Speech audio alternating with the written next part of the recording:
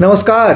कहानी कलश में आपका हार्दिक अभिनंदन है। और आज मैं भगवती चरण वर्मा जी का एक उपन्यास है चित्रलेखा, ये लेकर उपस्थित हुआ हूँ और मैं इस उपन्यास को धारावाहिक के रूप में आपको सुनाने जा रहा हूँ। यह उपन्यास अपने समय में बहुत ही प्रशंसित रही है, इसकी बहुत प्रशंसा हुई है, चर्चित रही है और काफ़ी महत्वपूर्ण उपन्यास में से एक माना जाता है। इस पर एक फिल्म भी बनी है, केदार शर्मा इसके डायरेक्टर थे, मीना कुमारी ने इसमें अभिनय किया था और उनका अभिनय लाजवाब रहा था।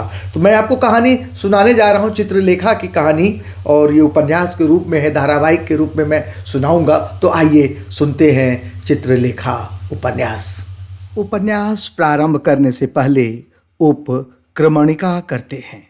श्वेतांक ने पूछा, और पाप? महाप्रभु रत्नांबर मानो एक गहरी निंद्रा से चौंक उठे। उन्होंने श्वेतांक की ओर एक बार बड़े ध्यान से देखा।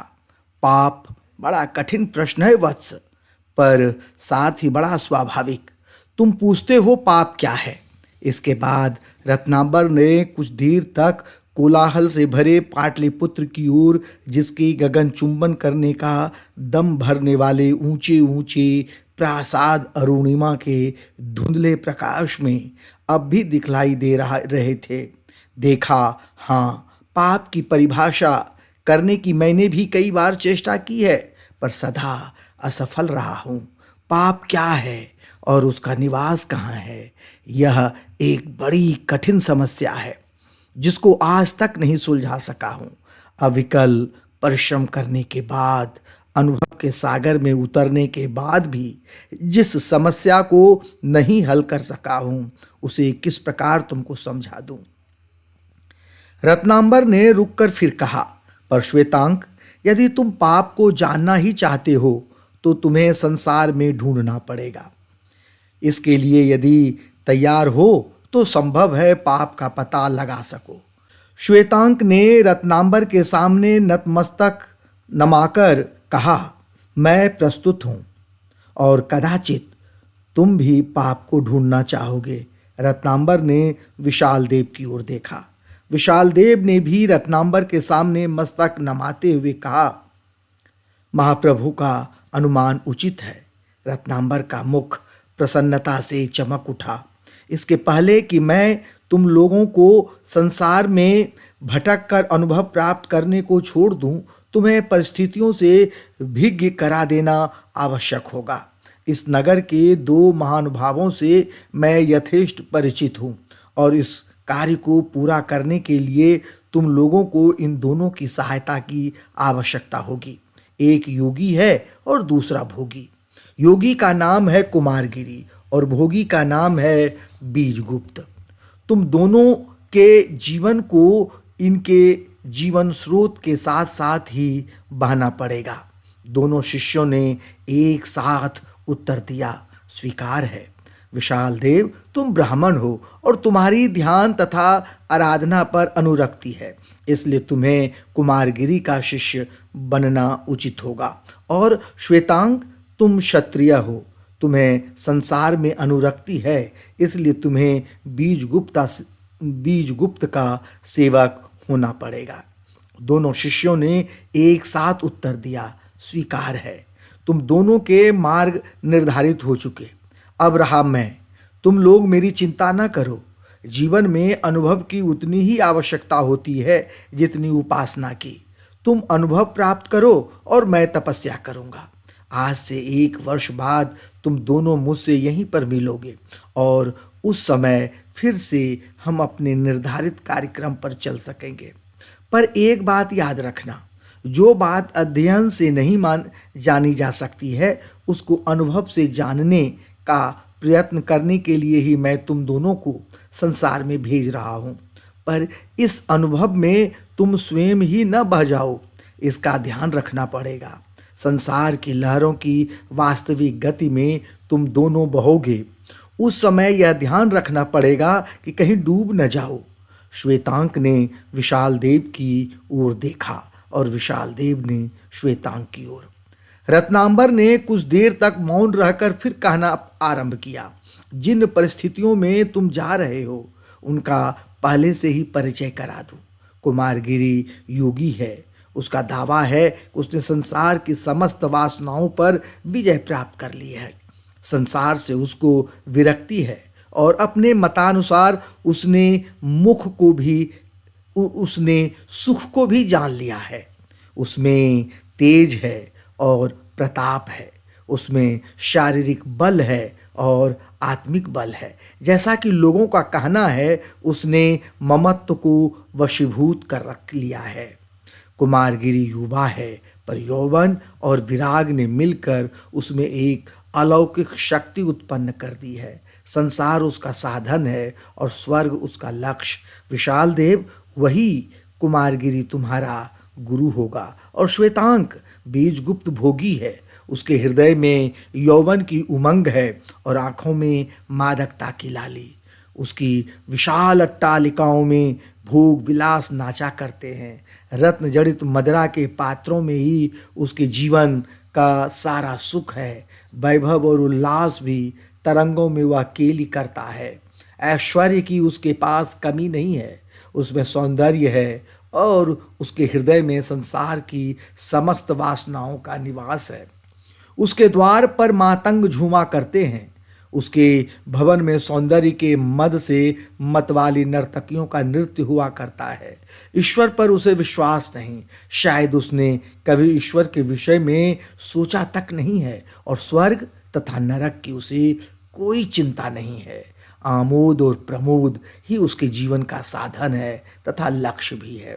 उसी बीजगुप्त का तुम्हें सेवक बनना पड़ेगा। श्वेतांक, स्वीकार है। महाप्रभु की आज्ञा शिरोधार्य है। श्वेतांक एक बार कल्पना से परे ऐश्वर्य की था लेना चाहता था। और विशाल देव, तुम्हें स्वीकार है।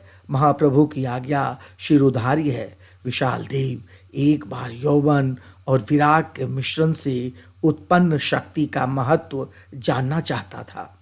तो फिर ऐसा ही हो। इतना कहकर रत्नांबर उठ खड़े हुए।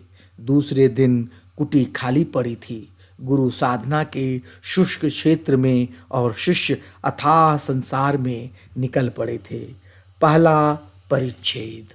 छलकते हुए मदिरा के पात्र को चित्रलेखा के मुख से लगाते हुए बीजगुप्त ने कहा, चित्रलेखा, जानती हो जीवन का सुख क्या है? चित्रलेखा की अधखुली आंखों में मतवालापन था और उसके अरुण कपोलों में उल्लास था। यौवन की उमंग में सौंदर्य किलोलने कर रहा था। आलिंगन के पाश में वासना हंस रही थी। चित्रलेखा ने मदिरा का एक घूंट पिया। इसके बाद वह मुस्कुराई। एक क्षण के लिए उसके अधरों ने बीजगुप्त के अधरों से मौन भाषा में कुछ बात कही। फिर धीरे से उसने उत्तर दिया, मस्ती। उस समय प्रायः आधी रात बीत चुकी थी। बीजगुप्त का भवन सहस्रों दीप शिखाओं से आलोकित हो रहा था। द्वार पर शहनाई के विहाग बज रहा था। केली भवन में नगर की सर्वसुंदरी नर्तकी के साथ सामंत बीजगुप्त यौवन की उमंग में निमग्न था और बाहर गहरे अंधकार में सारा विश्व। बीजगुप्त हंस पड़ा। सोच रहा हूं चित्रलेखा, यौवन का अंत क्या होगा? चित्रलेखा भी हंस पड़ी, पर हंसी क्षणिक थी। अचानक वह मीठी और उल्लास से भरी हंसी वेदना मिश्रित गंभीरता में परिणत हो गई।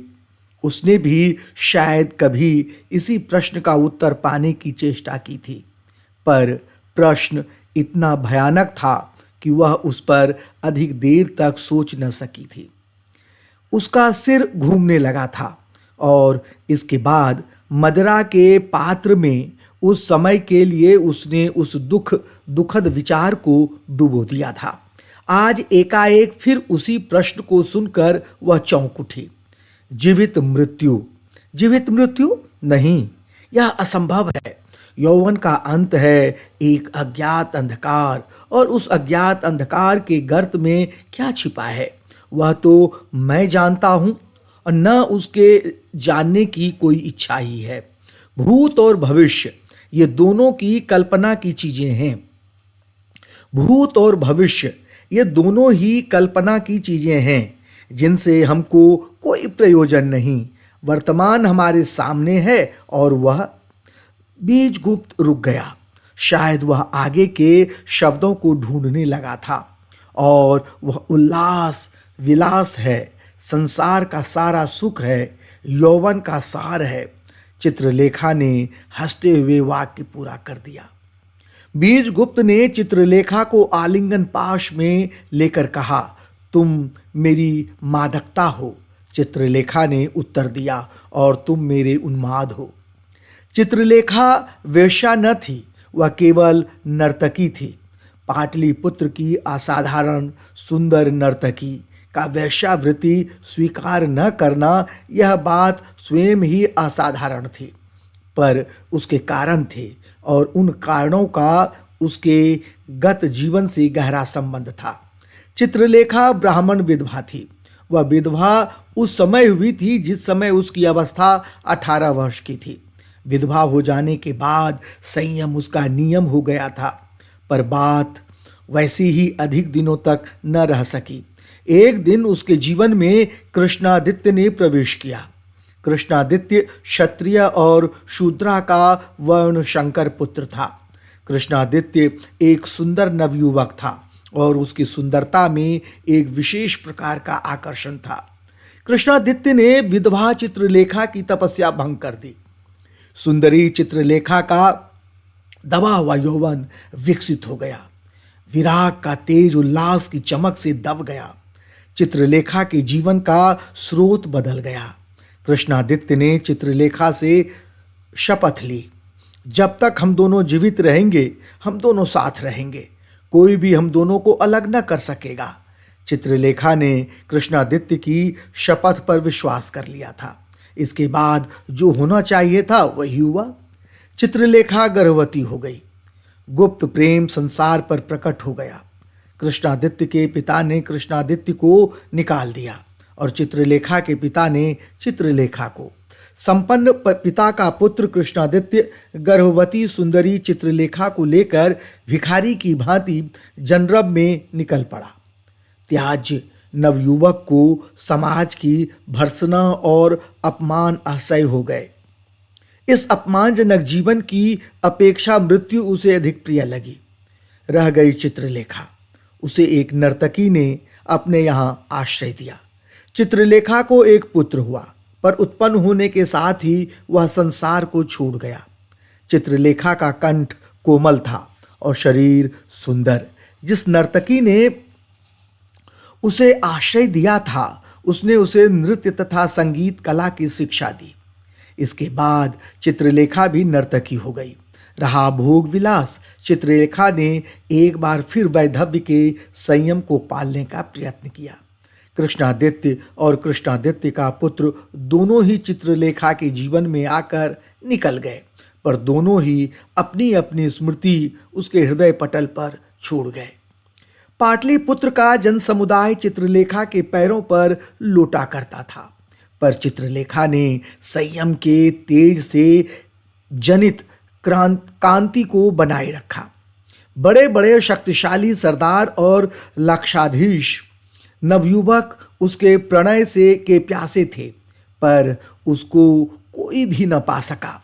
जन समुदाय के सामने वह असाधारण सुंदरी आती थी, और विद्युत की भांति चमक कर वह उनके सामने से लोप हो जाती थी। जिसने उसे एक बार देखा, उसके हृदय में उसे एक बार फिर देखने की अमिट साध उत्पन्न हो गई।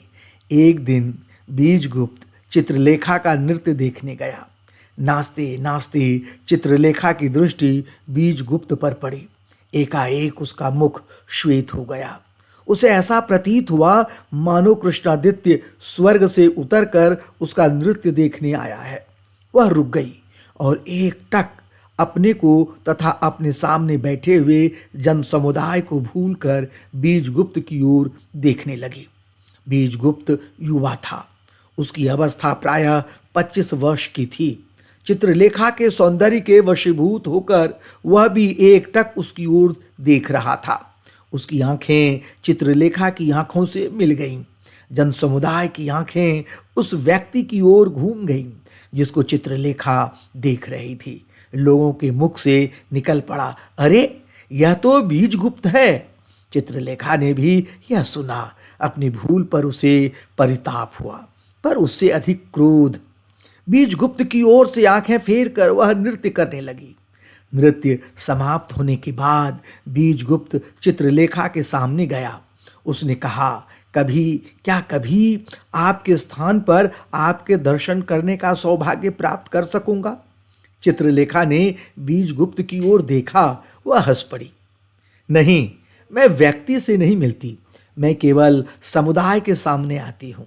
व्यक्ति का मेरे जीवन में कोई संबंध नहीं। बीजगुप्त की आशा पर तुषारपात हुआ। उसका प्रफुल्ल मुख मुरझा गया। फिर भी उसने साहस किया। व्यक्ति से ही समुदाय बनता है। समुदाय की प्यास उसके प्रत्येक व्यक्ति की प्यास है। फिर यह भेद क्यों? भेद जानना चाहोगे तो सुनो। जिसे सब समुदाय का उल्लास कहते हैं, वह समुदाय के व्यक्तियों के रुदन का संग्रह है। निर्बल व्यक्तियों की आहें संगठित होकर समुदाय द्वारा जनित क्रांति का रूप धारण कर सकती हैं। और साथ ही जहाँ समुदाय से हानि की कोई संभावना नहीं होती, वहाँ व्यक्ति का ममत्व भाव भयोत्पादक केंद्र बन जाता है। बीजगुप्त प्रेम करने गया था, दर्शन पर तर्क करने के लिए नहीं। उसने कहा, तो फिर यह समझ लूं कि मेरे लिए आपका द्वार बंद है।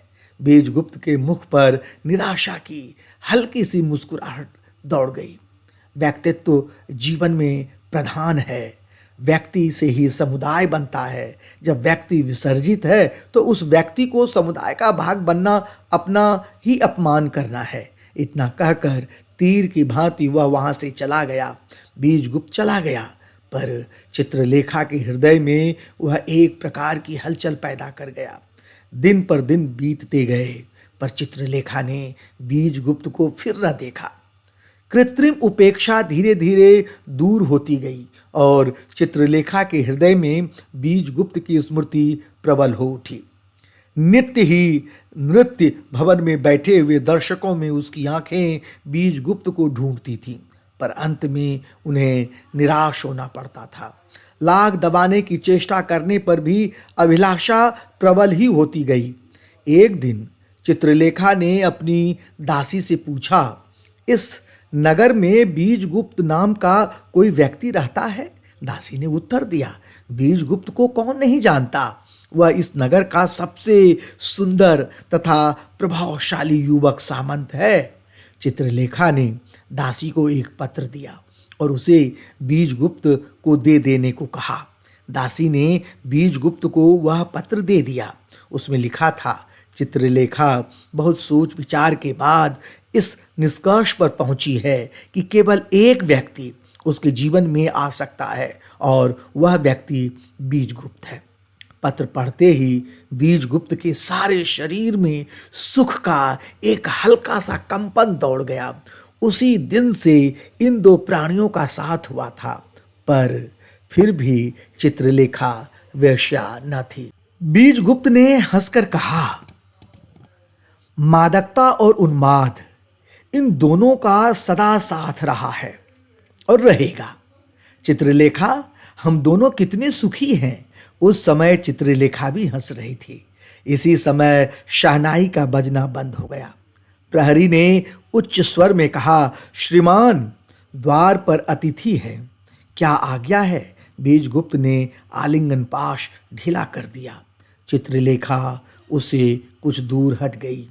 बीजगुप्त ने परिचारिका से कहा, अतिथियों को यहीं आने दो। इतना कहकर उसने मदिरा का पात्र खाली कर दिया। अर्धरात्रि के समय कौन से अतिथि आ सकते हैं? बीजगुप्त इस पर सोच रहा था। उसी समय श्वेतांग के साथ रत्नांबर ने बीजगुप्त के केली गृह में प्रवेश किया। रत्नांबर को देखकर बीजगुप्त ने उठकर अभिवादन किया और चित्रलेखा ने अपना मस्तक नीचा कर लिया। केली गृह को एक बार अच्छी तरह से देखने के बाद रत्नांबर की आंखें चित्रलेखा पर रुक गईं।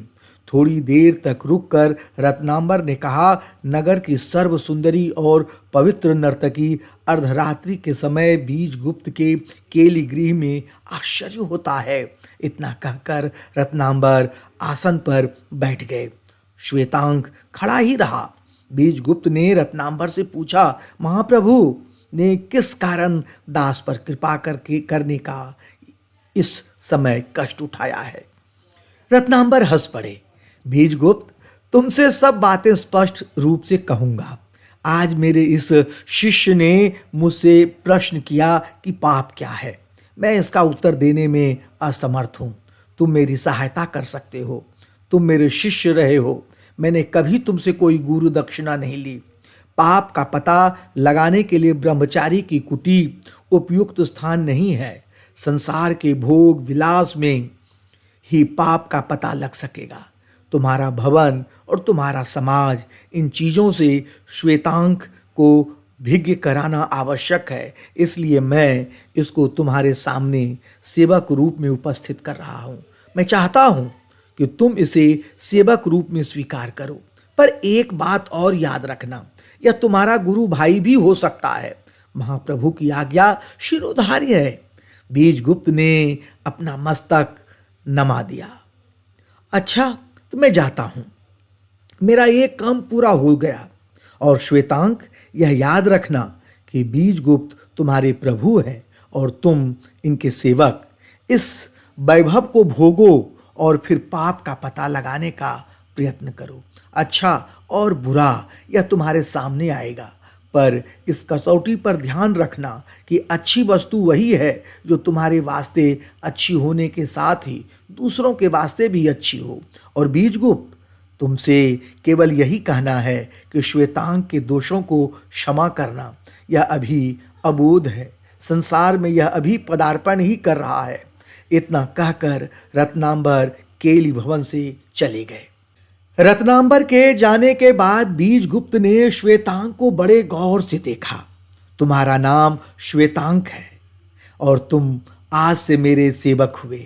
इतना कहने के बाद बीजगुप्त के मुख पर हल्की सी मुस्कुराहट दौड़ गई। चित्रलेखा की ओर संकेत करके बीजगुप्त ने कहा, जानते हो श्वेतांक, यह कौन है? श्वेतांक की आंखें रात्रि के समय आकाश से जगमगाते हुए सुसज्जित केली भवन में चित्रलेखा के मादक सौंदर्य को देखकर चकाचौंध हो गई। उसने कहा, नहीं, अच्छा तो सुनो। इनका नाम चित्रलेखा है और यह पाटलिपुत्र की सर्व सुंदरी नर्तकी होते हुए भी मेरी पत्नी के बराबर है। इसलिए यह तुम्हारी स्वामिनी भी हुई। इतना कहकर बीजगुप्त हंस पड़ा। तुम आश्चर्य में आ गए होगे, पर आश्चर्य करने की कोई बात नहीं। यहाँ रहकर तुम परिस्थितियों को अपना सकोगे।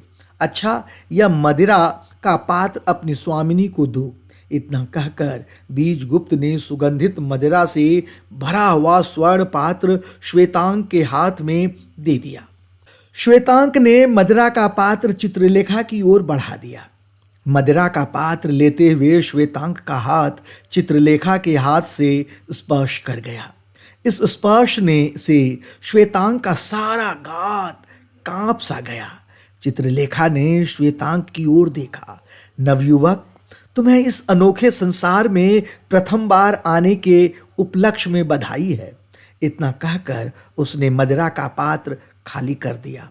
उसी समय प्रहरी ने उच्च स्वर में कहा, शयन का समय हो गया। बीजगुप्त ने चित्रलेखा से पूछा, यहाँ रहोगी या अपने भवन को जाओगी? चित्रलेखा उठ खड़ी हुई। द्वार की ओर बढ़ते हुए उसने कहा, अपने भवन की ही इस समय जाना उचित होगा, पर शायद अकेली न जा सकूंगी। उस समय उसके पैर लड़खड़ा रहे थे।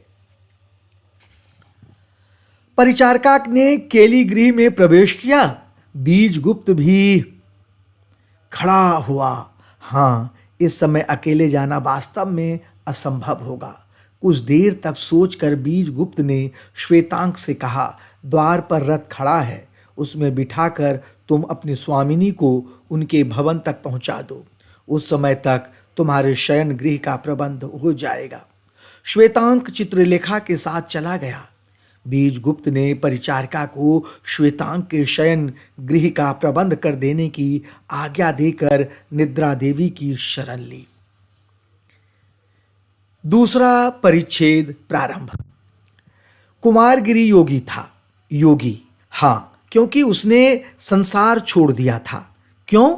एक दूसरा कल्पना का संसार प्राप्त करने के लिए, इस आशा पर कि वह संसार सुख से पूर्ण होगा।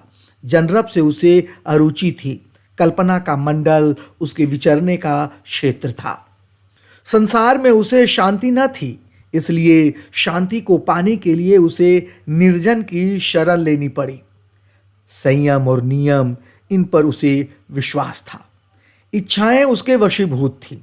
योगी कुमारगिरी में शक्तियां भी थीं, पर वह उन शक्तियों का संचय करने में ही विश्वास करता था, प्रयोग करने में नहीं। एकांत में उसका मन स्थिर रहता था और एकाग्र चित्त होकर वह अभ्यास भी कर सकता था। उसने अपना शरीर तपा दिया था, पर उसको कष्ट न हुआ था। शरीर तपा था, पर उसकी जलन को एक अलौकिक सुख की कल्पना शीतल कर देती थी। उसने वासनाओं को दबा दिया था, क्योंकि वासनाओं के कारण ही मनुष्य पाप करता है। योगी कुमारगिरी सुखी था। विचार सागर में वह डूबा रहता था। उसके सामने इच्छाओं का संसार न था और इच्छाओं के न पूर्ण होने से जनित परिताप न था। उसके जीवन की अकर्मण्यता पर ज्ञान और विचार का आवरण था। सुख कल्पना है, तृप्ति है। प्यास न होने के कारण तृप्ति का कोई वास्तविक महत्व न भी हो, पर ऐसी स्थिति में हृदय पर कोई भार नहीं रहता। कसक की, टीस की अनभिज्ञता प्रधान होती है। दुख से शून्य तथा हल्के से हृदय को कल्पना के संसार में ले जाना सरल होता है।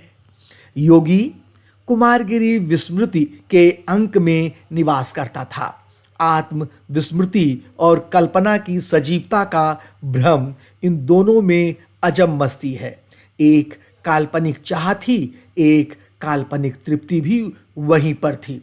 दो कल्पनाओं से उत्पन्न सुख में वह मग्न था और इसलिए कुमारगिरी योगी था। मधुपाल कुमारगिरी का शिष्य था। मधुपाल कुमारगिरी की शक्तियों से परिचित था और साथ साथ चकित भी। मधुपाल ने पूछा, देव, संयम का लक्ष्य क्या है? कुमारगिरी संभल कर बैठ गए। शांति और शांति जनित आनंद, बाह्य दृष्टि से परिवर्तन और आंतरिक दृष्टि से शून्य। शून्य और परिवर्तन, इनके विचित्र संयोग पर तुम्हें शायद आश्चर्य होगा। ये दोनों एक किस प्रकार से हो सकते हैं, यह प्रश्न स्वाभाविक होगा। पर वही स्थिति जहां मनुष्य परिवर्तन और शून्य के भेदभाव से ऊपर उठ जाता है, ज्ञान की अंतिम सीढ़ी है। संसार क्या है? शून्य है, और परिवर्तन उस शून्य की चाल है। परिवर्तन कल्पना है और कल्पना ही शून्य स्वयं शून्य है। समझे? मधुपाल इस उत्तर से संतुष्ट न हो सका। देव, आपने कहा कि संसार शून्य है, यह मेरी समझ में नहीं आया। जो वस्तु दृष्टि के सामने है वह शून्य किस प्रकार हो सकती है? कुमारगिरी हंस पड़े। यही तो योग की आवश्यकता होती है। यही योगी जिस समय आंखें बंद करता है उस समय एक अखंड शून्य रहता है और कुछ नहीं। उसी शून्य से सुख दुख अनुराग विराग दिन रात ब्रह्म और माया सब के सब लोप हो जाते हैं। उसी प्रकाशवान शून्य में वह विचरता है और वहीं वह निमग्न हो जाता है। जहाँ से उसकी उत्पत्ति हुई है वहीं वह इस काल्पनिक जीवन के कुछ क्षणों के लिए मिल जाता है और उसी ब्रह्म से युक्त शून्य में सदा के लिए मिल जाने को मुक्ति कहते हैं। इस तरह योगी इसी शरीर के साथ मुक्ति का अनुभव करता है। अपने गुरु के प्रति मधुपाल की श्रद्धा उमड़ पड़ी। गदगद होकर उसने गुरु के चरणों में अपना मस्तक नवा दिया। उसे अपने गुरु के अखंड ज्ञान पर गर्व था और गुरु के अच्युत होने पर विश्वास। इसी समय रत्नांबर ने विशाल देव के साथ कुमारगिरी की कुटी में प्रवेश किया। रत्नांबर को सम्मुख देखकर कुमारगिरी आसन से खड़े हुए। दोनों एक दूसरे से गले मिले। इसके बाद रत्नांबर को आसन देकर कुमारगिरी ने पूछा, आचार्य ने किस लिए यह कष्ट उठाया? निश्चल भाव से रत्नांबर ने उत्तर दिया, अखंड तेज से विभूषित योगी कुमारगिरी से अपने शिष्य को दीक्षित कराने के लिए ही मैं उपस्थित हुआ हूँ।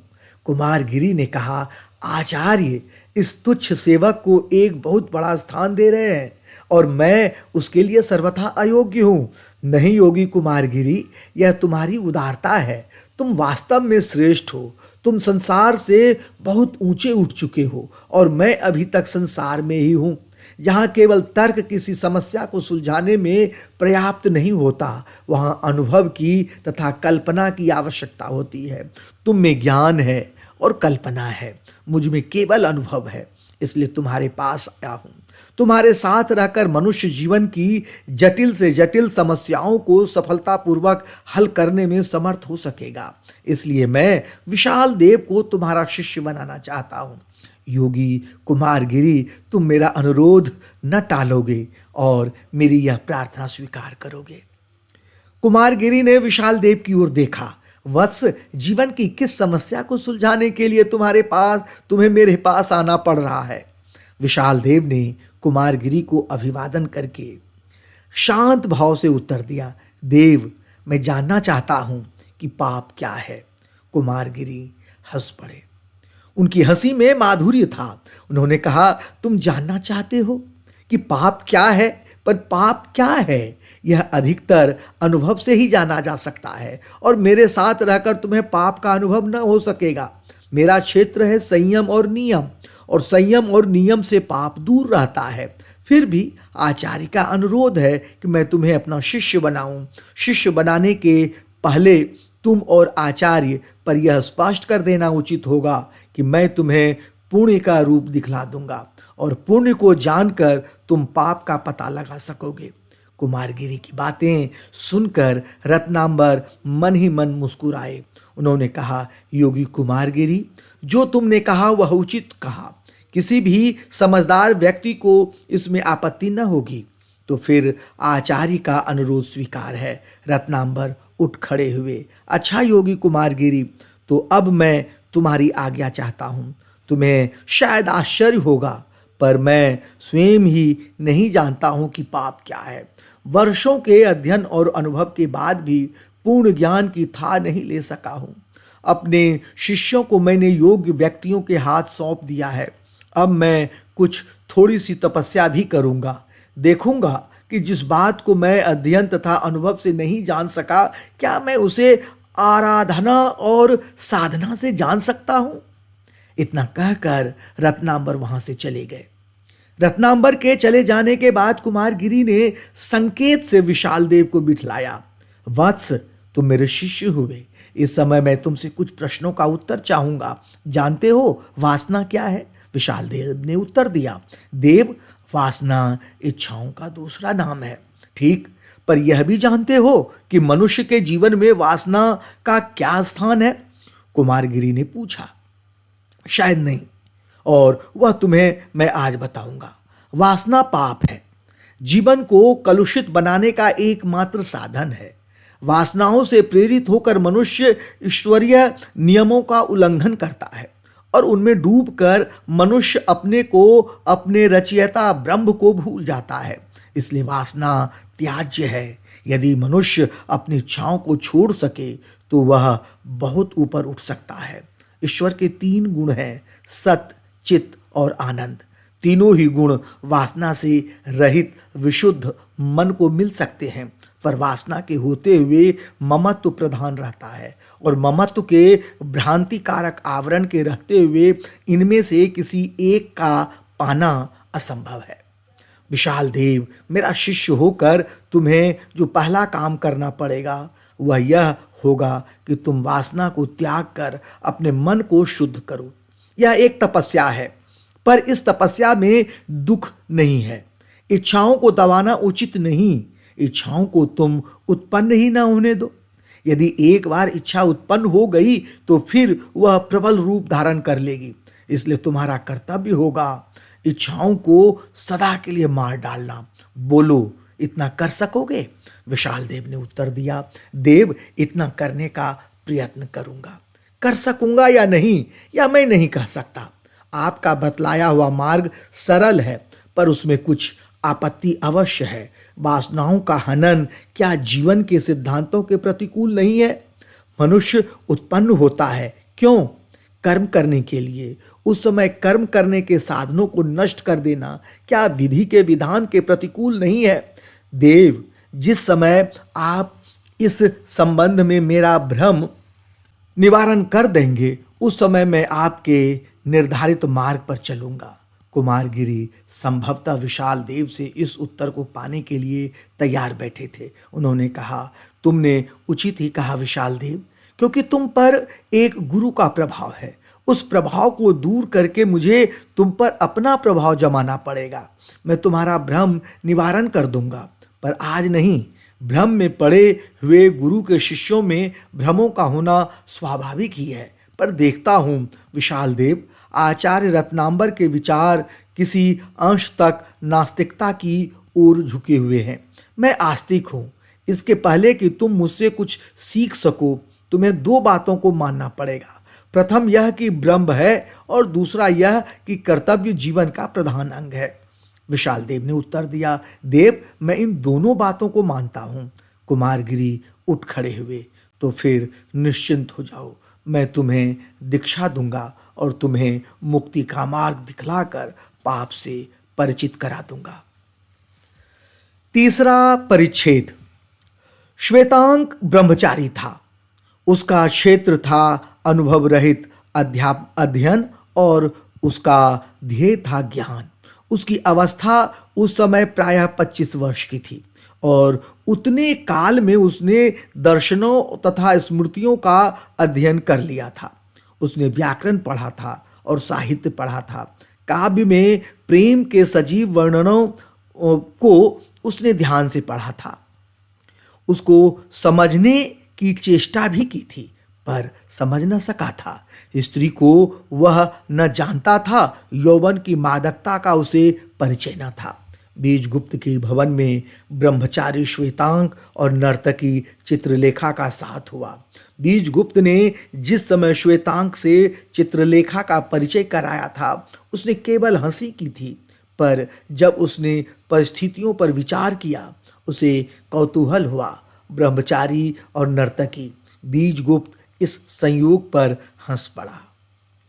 पर बीजगुप्त की हंसी श्वेतांक के जीवन में एक हलचल थी। प्रायः नित्य ही रात के समय श्वेतांक को चित्रलेखा के साथ उसके भवन तक पहुंचाने जाना पड़ता था। उस समय चित्रलेखा मद से उतावली रहती थी। चित्रलेखा की आंखों की मस्ती श्वेतांक के हृदय में एक प्रकार का कंपन उत्पन्न कर देती थी। स्त्री और मदिरा तेल से भरे दीपक की प्रज्वलित ज्योति थी, जिसके चारों ओर श्वेतांक एक पतंगे की भांति चक्कर काट रहा था। श्वेतांक जिस समय चित्रलेखा की ओर देखता था, एक विचित्र प्रकार के सुख का अनुभव करता था। और वह सुख क्या था? अज्ञात चाह का कंपन। जिस समय चित्रलेखा की अधखुली मस्त आंखें श्वेतांक की आंखों से मिल जाती थीं, उस समय श्वेतांक पागल की भांति झूमने लगता था। बीजगुप्त के भवन में श्वेतांक की गणना बीजगुप्त के छोटे भाई की तरह होती थी। बीजगुप्त के सेवक श्वेतांक को अपनी ही कोटि का न मानते थे। वे बीजगुप्त की भांति श्वेतांक को अपना स्वामी समझते थे। भोग विलास के समस्त साधन श्वेतांक के सामने उपस्थित थे। नगर के प्रभावशाली व्यक्तियों से उसका परिचय हो गया था। एक गहरे अंधकार से निकलकर श्वेतांक एक आलोकमय संसार में आ पड़ा था। इसलिए अपनी स्थिति पर वह स्वयं ही विश्वास न कर सका, पर धीरे धीरे वह परिस्थितियों के अनुकूल होने लगा। उसे अनुभव हुआ वह संसार में ही है, पाप और पुण्य के बीच में है, वासनाओं का उसके चारों ओर जमघट है। उसको यह विदित हो गया कि वह संसार की लहरों में बह रहा है। उस दिन बीजगुप्त कारणवश बाहर चला गया था। काम इतना आवश्यक था और अचानक आ पड़ा था कि बीजगुप्त संध्या के समय न लौट सका। निर्धारित समय पर चित्रलेखा का रथ बीजगुप्त के द्वार पर रुका। श्वेतांक ने चित्रलेखा का स्वामी से रिक्त गृह में स्वागत किया। दोनों बीजगुप्त के बैठक में गए। बीजगुप्त को न देखकर चित्रलेखा ने पूछा, तुम्हारे स्वामी कहाँ हैं? तुम्हारे स्वामी कहाँ हैं? ब्रह्मचारी ने नर्तकी के मुख से यह प्रश्न सुना और उसे बुरा भी लगा। यह वाक्य तीर की भांति पैना था और यदि यही वाक्य किसी दूसरी साधारण स्त्री के मुख से निकला होता तो श्वेतांक शायद उसका कटु उत्तर देता या इस पर बुरा तक मानता। श्वेतांक को प्रथम बार अपनी स्थिति तथा अपनी लघुता का आभास हुआ और साथ ही उसे परिताप भी हुआ, पर अपने मनोभावों को दबाकर उसने उत्तर दिया, देवी, कार्यवश वे कहीं बाहर गए हैं। चित्रलेखा ने पूछा, कब तक उनके आने की संभावना है? आते ही होंगे, उसने जवाब दिया। श्वेतांक, मुझे प्यास लगी है। श्वेतांक उठ खड़ा हुआ। उसे अपनी स्थिति का ज्ञान हो चुका था और उसी के साथ उसको बीजगुप्त के वे शब्द भी याद हो आए थे, चित्रलेखा तुम्हारी स्वामिनी है। अपने हाथ से वह स्वयं ही स्वर्ण पात्र में शीतल जल ले आया। चित्रलेखा ने पानी देखा और मुस्कुराई। श्वेतांक, तुम निरे बालक हो। श्वेतांक चित्रलेखा के इस व्यंग को न समझ सका। देवी, कौन सी भूल हुई? इस बार चित्रलेखा जोर से हंस पड़ी। श्वेतांक, तुम अब भी नहीं समझ सके। पिपासा तृप्त होने की चीज नहीं। आग को प्यास की आवश्यकता नहीं होती, उसे घृत की आवश्यकता होती है। उसे घृत की, जिससे वह और भटके। जीवन एक अविकल पिपासा है, उसे तृप्त करना जीवन का अंत कर देना है। मुझे जल की आवश्यकता नहीं, मुझे मदिरा चाहिए। श्वेतांक इस उत्तर से चकित हो गया। बात कितनी भयानक थी, पर कितनी तर्कपूर्ण थी। श्वेतांक भी हंस पड़ा। शायद मुझे पाटलिपुत्र की सर्व सुंदरी स्त्री का शिष्य होना पड़ेगा देवी। इतना कहकर उसने चित्रलेखा के सामने मदिरा का प्याला बढ़ाया। एक घूंट पीकर चित्रलेखा ने मदिरा का प्याला श्वेतांक के सामने रख दिया। उस समय वह तकिए के सहारे बैठी हुई थी। उसके सिर का वस्त्र खिसक गया था और उसके सिर के बाल अंधकार की भांति काले थे। उन बालों से गुथी हुई मोतियों की माला प्रकाश की भांति चमक रही थी। कितना सुंदर था उसका वेश। श्वेतांक ने कभी ऐसी अनुपम सुंदरी की कल्पना तक नहीं की थी। चित्रलेखा का यौवन उन्माद का प्रतिबिंब था। उसके अरुण कपोलों पर लाली थी। उसके अधर मंद मुस्कान से भीगे हुए थे। उसकी आंखें हंस रही थी। श्वेतांक मौन भाव से चित्रलेखा के सौंदर्य को निरख रहा था। चित्रलेखा ने पूछा, देखती हूँ श्वेतांक, तुम मदिरा नहीं पीते। मैंने तुम्हारे सामने मदिरा का पात्र बढ़ा दिया है, पर तुम्हारे हाथ इसे मुंह तक ले जाने का साहस नहीं कर सकते। मैं तुमसे एक प्रश्न पूछूंगी, उसका ठीक ठीक उत्तर देना होगा। श्वेतांक ने अपना सिर झुका दिया। तुम ब्रह्मचारी हो और तुम्हारे गुरु ने तुमसे मदिरा पीने का निषेध किया होगा। इसका कारण मैं जानना चाहती हूँ। श्वेतांक ने धीरे से उत्तर दिया, देवी, संयम जीवन का एक आवश्यक अंग है और मदिरा और संयम में विरोध है। और संयम का लक्ष्य क्या है? सुख और शांति। चित्रलेखा ने मदिरा के पात्र को अपने अधरों से लगाते हुए पूछा, और जीवन का लक्ष्य? चित्रलेखा की आंखें मादकता से कुछ कुछ लाल होने लगी थी। श्वेतांक ने चित्रलेखा के स्वर में एक प्रकार के संगीत का अनुभव किया। उसके वार्तालाप में कविता का। उसने उत्तर दिया, जीवन का लक्ष्य सुख और शांति। यहीं पर तुम भूलते हो नवयुवक। चित्रलेखा संभल कर बैठ गई। सुख, तृप्ति और शांति अकर्मण्यता, पर जीवन अविकल कर्म है, न बुझने वाली पिपासा है। जीवन हलचल है, परिवर्तन है, और हलचल तथा परिवर्तन में सुख और शांति का कोई स्थान नहीं। इतना कहकर उसने मदिरा का पात्र श्वेतांग के होठों पर लगा दिया। श्वेतांग ने एक बार मदिरा के पात्र को हटा देने को सोचा, पर चित्रलेखा की हंसती हुई आंखों में विचित्र जादू था।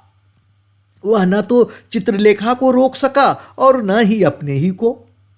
मदिरा उसके गले के नीचे उतर गई। इसी समय बीजगुप्त ने पीछे से हंसते हुए कहा, ब्रह्मचारी, आज तो मैं नर्तकी ने दीक्षा दी है। इसके उपलक्ष्य में मैं चित्रलेखा को बधाई देता हूँ। श्वेतांग मोह निद्रा से एकाएक चौंक उठा। बीजगुप्त की हंसी ने उसकी भूल का आभास करा दिया। उसने चित्रलेखा की ओर देखा और फिर बीजगुप्त की ओर। इसके बाद उसने मस्तक नीचा कर लिया। बीजगुप्त हंसता हुआ वस्त्र बदलने चला गया। बीजगुप्त के जाने के बाद श्वेतांक ने चित्रलेखा से कहा, देवी, आज तुमने मेरी साधना चूर चूर कर दी। तुमने यह क्यों किया? तुमने मेरे हृदय में एक ज्वाला प्रज्वलित कर दी थी। किस लिए? देवी, मेरे जीवन में तुम बवंडर बनकर एकाएक क्यों आ पड़ी? इतना कहते कहते श्वेतांक ने चित्रलेखा का हाथ जोर से पकड़ लिया। चित्रलेखा ने हंसते हुए उत्तर दिया, श्वेतांक, तुम भूल करते हो। जिसे तुम साधना कहते हो वह आत्मा का हनन है। मैंने तुम्हें केवल इतना दिखलाया है कि मादकता जीवन का प्रधान अंग है। रही तुम्हारे हृदय में ज्वाला उत्पन्न करने की बात, मैंने तो तुम्हें केवल जीवन का वास्तविक महत्व दिखलाया है। चित्रलेखा एकाएक गंभीर हो गई। उसने श्वेतांग का हाथ झटक दिया। श्वेतांग, यह याद रखना, तुम्हारे जीवन में मेरा आना असंभव है। सब कुछ होते हुए भी मैं अपनी मनोवृत्ति जानती हूँ। मैं संसार में केवल एक मनुष्य से प्रेम करती हूँ और वह बीजगुप्त है। कभी इस बात की कल्पना तक न करना कि मैं तुम्हारे जीवन में आ सकती हूँ। अब तुम जा सकते हो। श्वेतांग का मुख पीला पड़ गया। वह एक नर्तकी से हारा, ज्ञान में, कर्तव्य में और व्यक्तित्व में। उसने कहा, जो आज्ञा देवी। और इतना कहकर अपमानित तथा विजित ब्रह्मचारी द्वार की ओर बढ़ा। चित्रलेखा ने कुछ सोचा और कुछ समझा। द्वार के बाहर गए श्वेतांग को उसने पुकारा, श्वेतांग, ठहरो, तुमसे कुछ कहना है और लौट आओ, यहाँ लौट आओ। श्वेतांग रुक गया। वो लौटा नहीं। घूमकर उसने उत्तर दिया, देवी, क्या अभी और भर्त्सना करना शेष है? क्या अपनी आत्मा की निर्बलता का इतना पुरस्कार यथेष्ट नहीं है? देवी, तुम मेरी स्वामिनी हो और साथ साथ मेरे जीवन की। नहीं, क्षमा करना, तुम केवल मेरी स्वामिनी हो, इसलिए तुम्हारी आज्ञा मुझको शिरोधार्य है। क्या कहना है देवी? उस समय श्वेतांग की आंखों में जल भर आया था। चित्रलेखा के हृदय में बालक श्वेतांग की इन बातों से आघात पहुंचा। उसने कहा, श्वेतांग, मैंने भूल की थी। मैंने तुमसे कटु बर्ताव किया। इसके लिए तुमसे क्षमा चाहती हूँ। श्वेतांग, मेरा तुम पर अनुराग है। तुम मेरे भाई के समान हो और तुम्हारे दुख से मुझे दुख होता है। मैंने अनजाने में तुम्हारा अपमान भी किया है शायद। इसके लिए मैं तुमसे क्षमा मांगती हूँ। चित्रलेखा की क्षमा प्रार्थना से श्वेतांग का दुख और क्षोभ दूर हो गया। उसके हृदय की यंत्रणा हिम की भांति पिघल गई। उसने चित्रलेखा में एक देवी की मूर्ति देखी, एक प्रकार का आलोक देखा। उसकी दृष्टि में अब चित्रलेखा नर्तकी न रह गई। उसे ऐसा अनुभव हुआ कि मानो उसका चित्रलेखा से पारलौकिक संबंध है। उसने कहा, देवी, क्षमा याचना की कोई आवश्यकता नहीं। भूल मेरी थी और इस भूल को मुझे दंड मिलना चाहिए था, पर देवी, तुमने मुझे दंड देने की जगह मुझ पर कृपा की है। तुमने मुझे डूबने से बचाकर मुझ पर कितना अनुग्रह किया है यह मैं नहीं कह सकता। तुम मुझे क्षमा करना देवी। इतना कहकर श्वेतांग भवन के बाहर चला गया और चित्रलेखा मूर्ति की भांति निश्चल खड़ी रह गई। अनजान में एक अबोध बालक को उसने अपने यौवन की मादकता का शिकार बनाया था। इस पर उसे दुख था। श्वेतांग सीधे बीजगुप्त के पास पहुंचा। पहुंचते ही वह बीजगुप्त के चरणों पर गिर पड़ा कि उसने केवल इतना ही कहा, स्वामी, मुझे दंड दें। बीजगुप्त श्वेतांग के व्यवहार से चौंक उठा। उसने श्वेतांग को उठकर पूछा, श्वेतांग क्यों, क्या बात है? श्वेतांग ने भर्राए हुए स्वर में उत्तर दिया, स्वामी, मैंने आपके साथ विश्वासघात करने का अपराध किया है। मैंने उस स्त्री से प्रेम करने का अपराध किया है जो आपसे प्रेम करती है और जिससे आप प्रेम करते हैं, और साथ ही जो मेरी स्वामिनी है। बीजगुप्त सब कुछ समझ गया। वह मन ही मन मुस्कुराया। श्वेतांग, तुमने यह कैसे जाना कि वह स्त्री भी मुझसे प्रेम करती है? उसने मुझसे स्वयं ही यह कहा है। श्वेतांग के ऊपर मदिरा का प्रभाव आ गया था। उसने अपने शरीर में एक प्रकार की स्फूर्ति का अनुभव किया। आज मैंने उसके हाथ से मदिरा पीकर अपने संयम को तोड़ दिया, और यह इसलिए कि जिस स्त्री से मैं प्रेम करता हूं उसके हाथ की मदिरा को मैं अस्वीकार न कर सका। कृत्रिम गंभीरता धारण करते हुए बीजगुप्त ने कहा, श्वेतांग, यदि वह स्त्री तुमसे यह न कहती कि वह मुझसे प्रेम करती है, और यदि वह तुम्हें आत्मसमर्पण करने का पर प्रस्तुत हो जाती, तो तुम क्या करते? कुछ देर तक सोचकर श्वेतांग ने कहा, शायद मैं स्वामी से क्षमा प्रार्थना भी न करता और स्वामी के साथ विश्वासघात करके एक गुरु अपराध कर देता। बीजगुप्त ने श्वेतांग के पीठ पर हाथ फेरते हुए कहा, श्वेतांग, मुझसे क्षमा प्रार्थना करने की कोई आवश्यकता नहीं है। तुमने जो कुछ किया उसके विपरीत तुम्हारी परिस्थिति में दूसरा मनुष्य नहीं कर सकता। तुमने जो कुछ किया वह उचित किया, और जो कुछ करते वह भी उचित करते।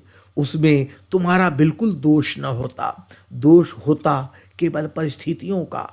पर मैं तुमसे प्रसन्न हूं। तुमने अपराध किया, पर तुमने उसके प्रति अपराध किया, उससे अपना अपराध कहकर अपने अपराध को धो दिया। मुझसे सत्य बोले, और यही तुम्हारे लिए उचित भी था। रही मेरे साथ विश्वासघात करने की बात, वह श्वेतांग तुम भूलते हो। तुमने अभी संसार में प्रवेश किया है। तुम संसार के अनुभवों से रहित हो। न जाने कितनी बार तुम्हें अनुभव की परीक्षा की कसौटी पर चढ़ना पड़ेगा। उस समय तुम्हें कर्तव्य का विचार रखना पड़ेगा। इच्छाएं प्रबल रूप धारण करके तुम्हें सतावेंगी और तुम्हें उनका दमन करना पड़ेगा। यहीं पर तुम्हारी आत्मशक्ति की परीक्षा होगी। विजय और पराजय का क्षेत्र संसार है, निर्जन नहीं। श्वेतांग रो रहा था। उसने उत्तर दिया, स्वामी, यह सब करूंगा, पर इस अपराध का दंड मिलना चाहिए। बीजगुप्त ने श्वेतांग के सिर पर हाथ रखकर कहा, रोते क्यों हो? इस अपराध का दंड चाहते हो, पर अपराध तुमने किया ही नहीं, फिर दंड कैसा? अपराध कर्म में होता है, विचार में नहीं। विचार कर्म का साधन मात्र है। फिर भी यदि दंड चाहते हो तो मैं तुम्हें सबसे कठिन दंड दूंगा। वह दंड यह होगा कि तुम्हें नित्य की भांति भविष्य में चित्रलेखा को उसके भवन तक पहुंचाना पड़ेगा। चौथा परिच्छेद। विशाल देव ने कुमारगिरी में एक महान आत्मा देखी। कुमारगिरी के ज्ञान और तेज के सामने वह झुक गया। कुमारगिरी के तर्क अकाट्य थे। विशाल देव के सब भ्रमों को वह क्षण में निवारण कर देता था। कुमारगिरी ने विशाल देव को योग का अभ्यास कराना आरंभ कर दिया। कुमारगिरी को योग्य शिष्य मिला और विशाल देव को योगी गुरु। उस दिन कुमारगिरी विशाल देव को उपासना का महत्व बतला रहे थे। उस समय सूर्यास्त हो चुका था। निर्जन में कुमारगिरी की कुटी का दीपक टिमटिमा रहा था। अचानक द्वार पर पदध्वनि सुनाई दी और साथ ही किसी ने कहा, भूले हुए पथिक रात्रि भर के लिए आश्रय चाहते हैं। कुमारगिरी ने उत्तर दिया, उनका स्वागत है। मेरी कुटी प्रत्येक भूले हुए प्राणी के लिए खुली है। अपने उत्तर पर कुमारगिरी स्वयं हंस पड़े। उसी समय एक स्त्री के साथ एक पुरुष ने कुटी में प्रवेश किया। स्त्री को देखकर योगी कुमारगिरी चौंक उठे। उन्होंने पुरुष से कहा, अतिथि, तुमने मुझे पहले क्यों नहीं बताया कि तुम्हारे साथ एक स्त्री भी है? तुम्हें यह ज्ञान होना चाहिए कि यह उस योगी की कुटी है जो संसार छोड़ चुका है। पुरुष ने उत्तर दिया, भगवान, मुझसे यह तो ज्ञात है कि यह एक योगी की कुटी है, पर यह नहीं सोचा था कि एक इंद्रियजित योगी को केवल रात्रि भर के लिए एक स्त्री को, और उस स्त्री को जो एक पुरुष के साथ है, आश्रय देने में संकोच होगा। इस उत्तर से कुमारगिरी निस्तेज हो गए। उस समय तक स्त्री आसन पर बैठ गई थी और दीपक के मंद प्रकाश के सामने उसका मुख हो गया था। कुमारगिरी ने कहा, अतिथि, मैंने इस कुटी में स्त्री को आश्रय देने में संकोच किया था। वह केवल इसलिए कि स्त्री अंधकार है, मोह है, माया है और वासना है। ज्ञान के आलोक में संसार में स्त्री का कोई स्थान नहीं। पर फिर भी तुम दोनों मेरे अतिथि हो, इसलिए तुम दोनों का अतिथि सत्कार करना मेरा कर्तव्य है। स्त्री अभी तक इस वार्तालाप को आश्चर्य तथा कौतूहल से के साथ सुन रही थी। उसने कुमारगिरी के वाक्य समाप्त होने पर उनके सामने अपना मस्तक नभाकर कहा, प्रकाश पर लुब्ध पतंग को अंधकार का प्रणाम है। वाक्य तीर की भांति पैना तथा घातक था, स्वर संगीत की भांति कोमल, सौंदर्य में कवित्व था, वासना की मस्ती में अहंकार। कुमारगिरी उस असाधारण स्त्री का असाधारण अभिवादन सुनकर चौंक से उठे। उन्होंने उस स्त्री की ओर ध्यान से देखा। स्त्री को देखकर वे चकित हो गए। अपने जीवन में उन्होंने इतनी सुंदर स्त्री न देखी थी। स्त्री के उस वाक्य का उत्तर देना उन्होंने उचित न समझा। पुरुष से उन्होंने कहा, अपने अतिथियों का परिचय पाने का मुझको अधिकार प्राप्त है। पुरुष ने उत्तर दिया, भगवान, इस दास का नाम बीजगुप्त है और वह पाटलिपुत्र का एक सामंत है, और यह स्त्री पाटलिपुत्र की सर्व सुंदरी नर्तकी चित्रलेखा है। बीजगुप्त और चित्रलेखा।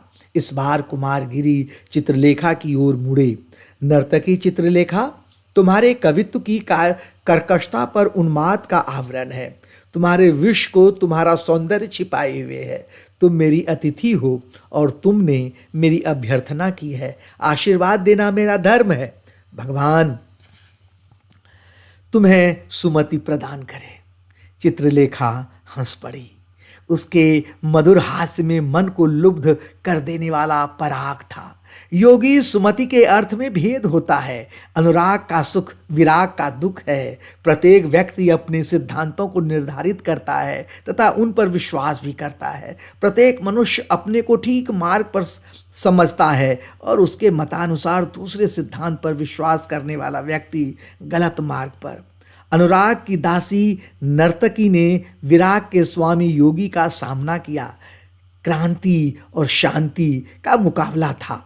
जीवन और मुक्ति में होड़ थी। कुमारगिरी ने अविचल भाव से उत्तर दिया, पर सत्य एक है, वास्तविकता का ज्ञान। मार्ग वही ठीक है जिससे शांति तथा सुख मिल सके। कुमारगिरी का स्वर गंभीर था। तपस्या का तेज नवयुवक योगी के सुंदर वेश को आलोकित कर रहा था। कुमारगिरी की बड़ी बड़ी आंखों में शांति की ज्योति थी। योगी की आंखें नर्तकी की आंखों से एक क्षण के लिए मिल गई। वासना तपस्या के सामने कांप उठी। चित्रलेखा ने अनुभव किया कि जिस योगी के सामने वह बैठी हुई है वह बहुत उच्च कोटि का है। फिर भी उसने साहस के साथ कहा, शांति और सुख। शांति अकर्मण्यता का दूसरा नाम है और रहा सुख, उसकी परिभाषा एक नहीं। योगी कुमारगिरी नर्तकी चित्रलेखा के मुख से दर्शन के विकृत सिद्धांतों को तर्कयुक्त सुनकर स्तब्ध रह गए। जिस स्त्री से वे बातें कर रहे थे वह सुंदरी होने के साथ साथ विदुषी भी है। उस स्त्री में विचार शक्ति थी और प्रतिभा भी थी। प्रतिभा का मुकाबला प्रतिभा ही कर सकती है और ज्ञान के क्षेत्र में प्रतिभा तथा मौलिकता का सर्वोच्च स्थान है।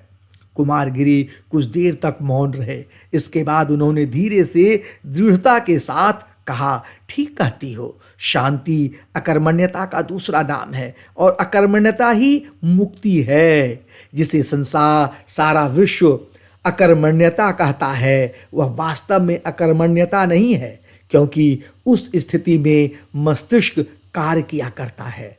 अकर्मण्यता के अर्थ होते हैं जिस शून्य से उत्पन्न हुए हैं उसी में लय हो जाना, और वही शून्य जीवन का निर्धारित लक्ष्य है। और अभी तुमने सुख की परिभाषा की बात कही थी, उसे भी मैं ठीक मानता हूँ, पर सुख एक ही है। उसमें भेद नहीं होता। वह सुख क्या है? जब मनुष्य यही जान गया तब वह साधारण परिस्थिति से कहीं ऊपर उठ जाता है। चित्रलेखा ने कुमारगिरी की बातों में सार देखा। उसे ऐसा प्रतीत होने लगा कि वह नवयुवक योगी की ओर स्वयं ही बिना अपनी इच्छा के आकर्षित होती जाती है। उसने एक बार फिर साहस किया, शून्य? योगी, तुम्हारे उस शून्य पर विश्वास ही कौन करता है? जो कुछ सामने है यही सत्य है और नित्य है। शून्य कल्पना की वस्तु है। शून्य की महत्ता की दुहाई देने वाले योगी, क्या तुम अपने और मेरे ममत्व में भेद देखते हो? यदि हाँ तो तुम शून्य पर विश्वास नहीं करते, और यदि नहीं तो तुम्हारा ज्ञान और अंधकार, सुख और दुख, स्त्री और पुरुष तथा पाप और पुण्य का भेदभाव मिथ्या है। मनुष्य को जन्म देते हुए ईश्वर ने उसका कार्य क्षेत्र निर्धारित कर दिया। उसने मनुष्य को इसलिए जन्म दिया है कि वह संसार में आकर कर्म करे, कायर की भांति संसार की बाधाओं से मुख न मोड़ ले। और सुख तृप्ति का दूसरा नाम है। तृप्ति वहीं संभव है जहां इच्छा होनी होगी, वासना होगी। योगी गंभीर था और नर्तकी मुस्कुरा रही थी। बीजगुप्त अपने शिष्या अथवा अपनी जीवन संगनी चित्रलेखा के मुख से अपने सिद्धांतों को तर्कपूर्वक सुनकर मन ही मन चित्रलेखा पर मुग्ध था और विशाल देव नर्तकी के ज्ञान से चकित दोनों कुमारगिरी के उत्तर की प्रतीक्षा कर रहे थे।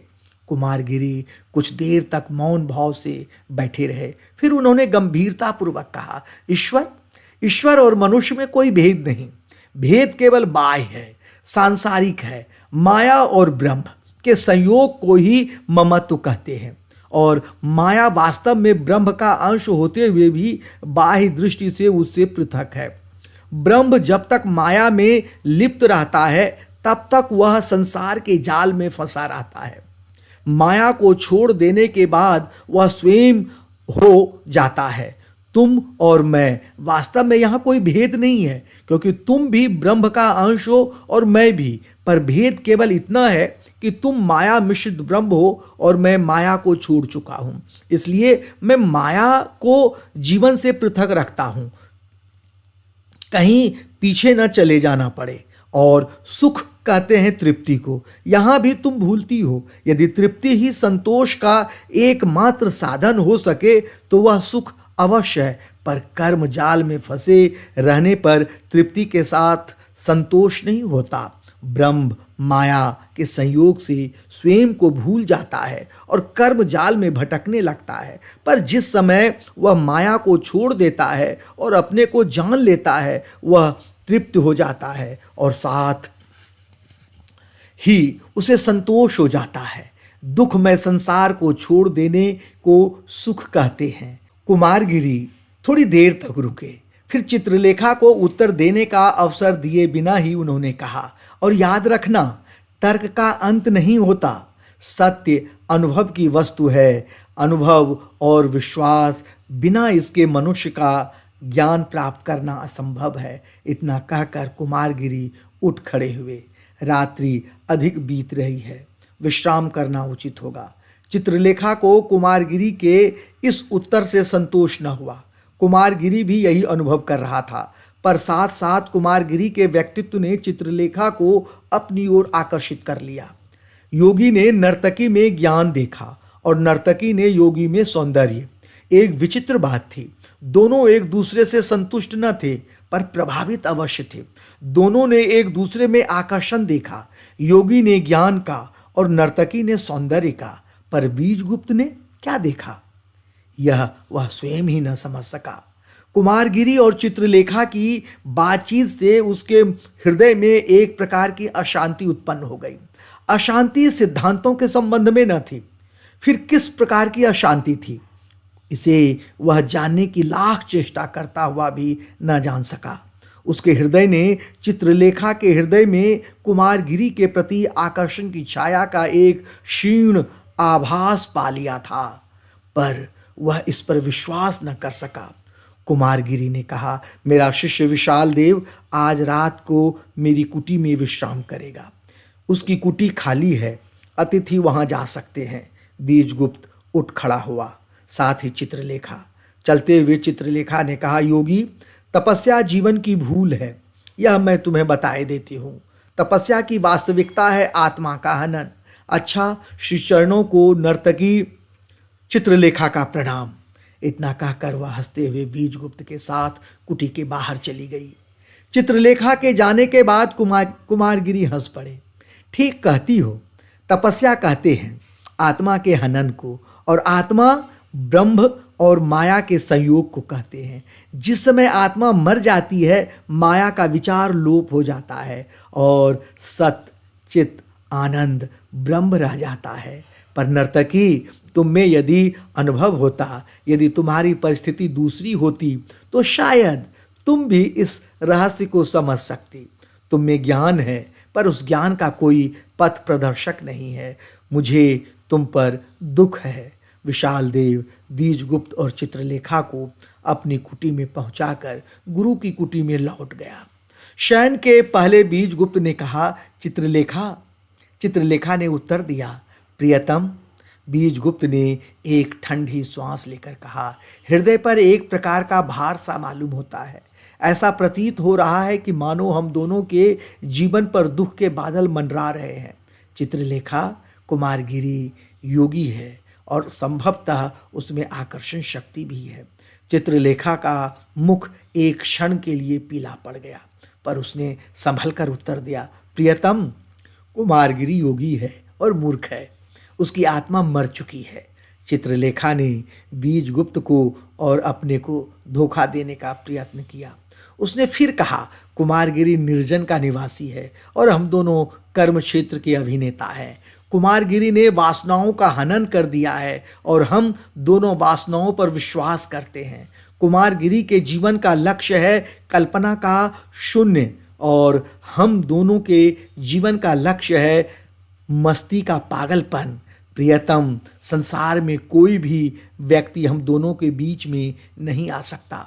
बीजगुप्त का मुख प्रसन्नता से चमक उठा। भगवान ऐसा ही करें।